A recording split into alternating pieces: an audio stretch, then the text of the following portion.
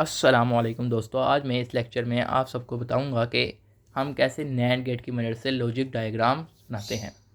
तो logic diagram जो है नैंड गेट की मदद से बनाना कोई मुश्किल नहीं है, अगर हम कुछ स्टेप्स को फॉलो करें। वो स्टेप्स देखने के लिए आप सबको एंड तक लेक्चर वॉच करना है ताकि आपको सही तरीके से मुकम्मल समझ आ सके। सबसे पहले हमने बेसिक डायग्राम बनानी है, यानी कि जिस तरह इक्वेशन दी हुई है उस तरह बनानी है। अब अगर हम यहाँ पे देखें तो यहाँ पे एक A naught plus B dot C, dot का मतलब है यानी मल्टीप्लाई होना है, यानी बी और सी जो है इसके दरमियान जो है वो लग रहा है एंड गेट। तो अब सबसे पहले अब पहला गेट जो है वो ए है, तो ए को गुजारना है हमने नोट से। अब ये ए नोट बन गया। इसी तरह बी और सी को कर लेते हैं। बी और सी के दरमियान जो है वो एंड ऑपरेटर है, यानी कि डॉट लगा हुआ है, तो इसका मतलब है एंड ऑपरेटर है। तो बी और सी को हम एंड ऑपरेटर से जोड़ते हैं। तो ये आ गई हमारी आउटपुट इसकी बी डॉट सी ए नोट, और ये ए नोट है। अब ये देखें तो ये सर्किट और ये जो है इक्वेशन, यानी कि ये जो बना हुआ है, ये जो एक्सप्रेशन बनी हुई है, अब ये जो है ये किससे जुड़ रही है? प्लस से। प्लस का मतलब ये है कि यानी कि ये चीज़ और ये जो चीज़ है ये दोनों और गेट से जुड़े हुए हैं, यानी कि यूँ। अब ये हमारी बन गई है बेसिक डायग्राम, जो कि स्टेप 1 था। अब हम आगे स्टेप 2 को फॉलो करते हैं।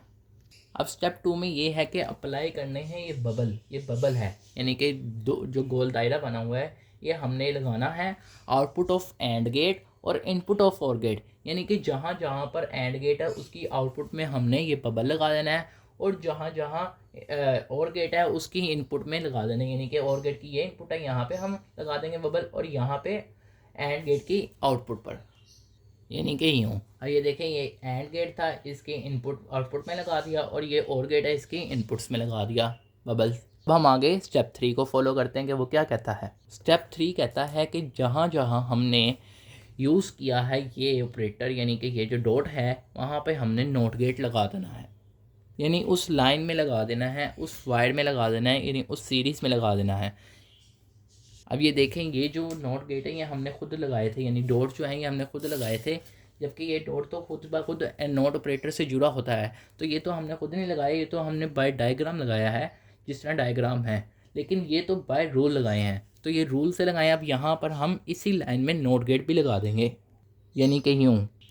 अब ये देखें इस तरह, अब ये देखेंगे इस तरफ लगाए थे ना और ऑपरेटर के, तो इसी तरह इस तरफ लगाएंगे नोट गेट। इसी तरह और ऑपरेटर के इस तरफ लगाया था हमने ये चीज़, तो इसी तरफ इस डॉट के इस तरफ लगाएंगे।